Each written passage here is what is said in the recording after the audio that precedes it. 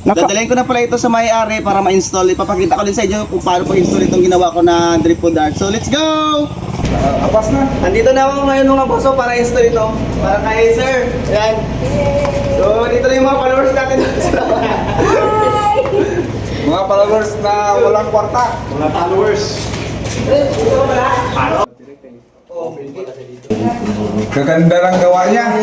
Ilagay natin dyan mga Legit! Nilagay ko na pala ito at saka nagpatulong na rin ako dito dahil mabigat din ito na uri na kahoy. So ito pala yung mga diskarte ko dito. Minarkingan ko muna siya para saktong-sakto talaga yung mamaya yung paglagay ko talaga na nitong ating pang wall frame na relo na design, clock design. So syempre ito pala yung mga tirada natin dyan. Pagkatapos ko palang masukat yan o binarina ko na yan siya para malagay ko na yung sabitan niya. So ayan na pala siya oh. So ayan na install na mga boss. So sir, ano pa sabi mo sir? Salamat, ang ganda. Dating inaanod lang ngayon, pang-display na talaga siya. Ito pala yung mga followers ko dito sa Gente, oh. Matagal lang sila pa-shoutout. Shoutout na mga boss!